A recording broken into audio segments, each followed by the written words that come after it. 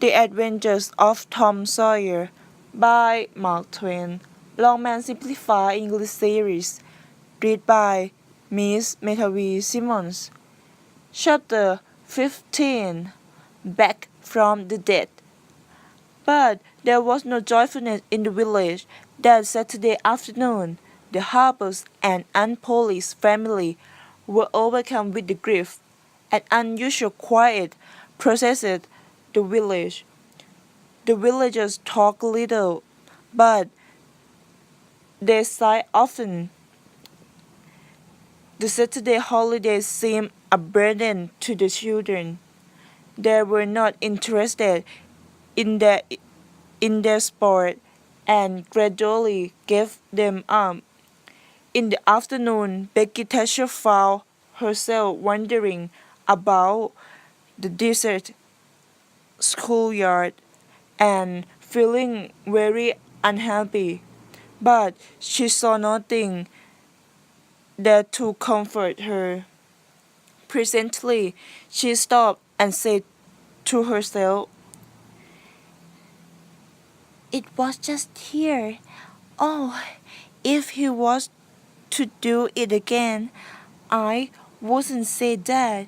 He was very smart. I wouldn't say that for the world,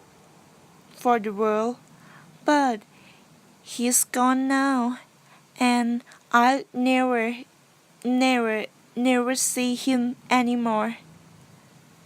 This thought made her burst into tears, and she walked slowly away.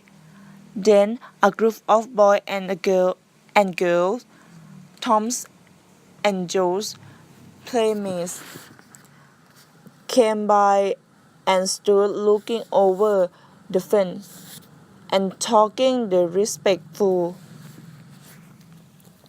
tones of how Tom did so and so the last time they saw him, and how Joe said this and that when the Sunday school hour from finished the next morning. The church bell began off ring very slowly and solemnly instead of ringing in the usual way. The villagers began to gather, staying a moment in the entrance of the church to converse in whispers about the sad event. None could remember when the little church had been so full before. There was finally a waiting porch, and then Aunt Polly entered with Sid and Mary, followed by the Harper family, all in deep black. The villagers and the old minister as well rose respectfully and stood until the mourners were seated in front.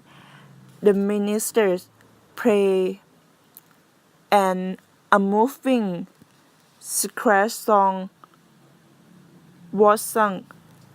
As the service proceeded, the minister drew such pictures of the charming ways and the rare promise of the lost children that every soul there, thinking that he recognized these pictures, felt sad in remembering that he had only seen faults in the poor boys. The minister described some good deeds in the life of the departed, which showed their sweet, generous natures. The villagers became more and more moved at the sad tale went on till at last there was not a dry eye in the whole church. Among the unused seats upstairs, there was a slight noise, which nobody noticed. A moment later, the church door cracked. The minister raised his streaming eyes above his handkerchief and stood as if turned to stone, gazing in the direction of the door. All turned around, rose to their feet, and stared as if they could not believe their eyes, while the three dead boys became while the three dead boys came mashing up the middle of the church, Tom leading, Joel next, and Huck last. They had been hidden upstairs, listening to their own funeral service.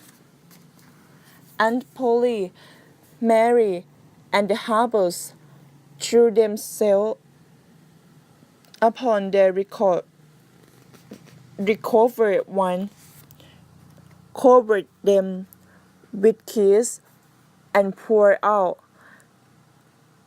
thanksgiving, while poor Huck stood ashamed and uncomfortable in his rags, not knowing what to do or where to hide from so many unfriendly eyes. He started to creep away, but Tom seized him and said, "Aunt Polly, it is not fair. Somebody must be glad to see Huck." "And so they shall. I'm glad to see them. Poor motherless boy."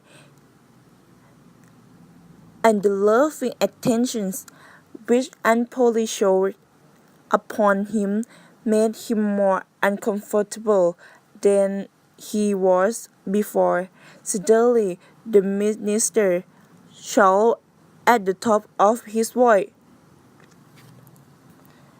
"Praise God, from whom our blessings flow. Sing and push your heart into it." And they did, while the grand old song shook the roof. Tom Sawyer the pirate looked around upon the envying children about him and confessed in his heart that this was the proudest moment of his life.